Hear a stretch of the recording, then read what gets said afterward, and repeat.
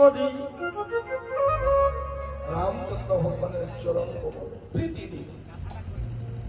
কার প্রীতি নেই যে বাবা জগতে বলুন? ভগবানের প্রতি। বালির অহংকারটাই শেষ হয়ে গেল।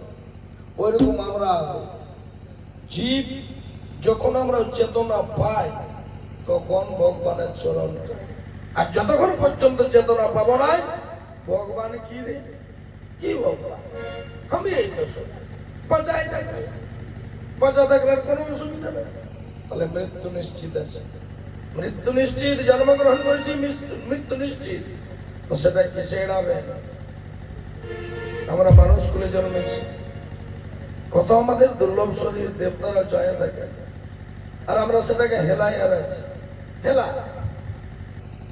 আটটুকু হোক, তারপরে ধর্মের দিকে যাব, তিলকান্নিক করবো, তারপরে আটটুকু বয়স হোক, তারপর তীর্থ যাবো।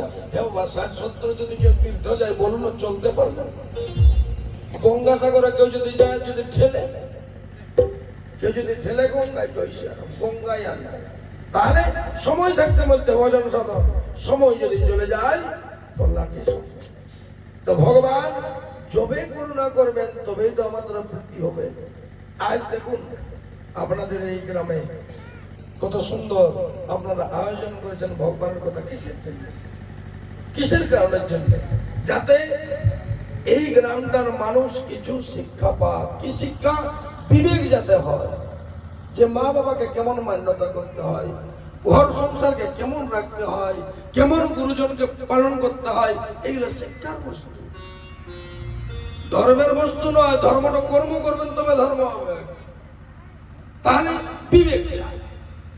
এই গ্রামের মেয়ে যদি অন্য গ্রামে যায় তখন কি বলবে? অন্য গ্রামে যদি স্বভাব চরিত্র ঠিক থাকে বলবো কোথাল এনেছে ভাই বৌমাটা, লুকলু গ্রামের না, গ্রামটা ঠিক আছে, বিবেকজ্ঞ গ্রাম বটে। তাহলে এই যে আমরা ধর্ম অনুষ্ঠান করি কিসের জন্য? আমাদের বিবেককে জাগ্রত করার জন্য। আর বিনা জাগ্রত না হবে, বিনশত সঙ্গ না বিবেক না হয়, বিনা শত সঙ্গে বিবেক জাগ্রত হবে। তাহলে বিবেক যখন আসবে তখন আমাদের মনের মধ্যে জ্ঞান আসবে, জ্ঞান যদি আসে তখন আমাদের মনের মধ্যে ভক্তি আসবে, ভক্তি যখন আসবে রাম চরণে প্রেম হবে, কৃষ্ণ চরণে প্রেম হবে, শিব ঠাকুর চরণে প্রেম হবে। আজ বালির দেখবে কি অবস্থা, যে অহংকারী বালি, যে আমাকে কেউ জয় করতে পারবে না, আমি সবকে জয় করবো। রাবণ, রাবণ সোনার লঙ্কা কার আছে? কার আছে সোনার লঙ্কা?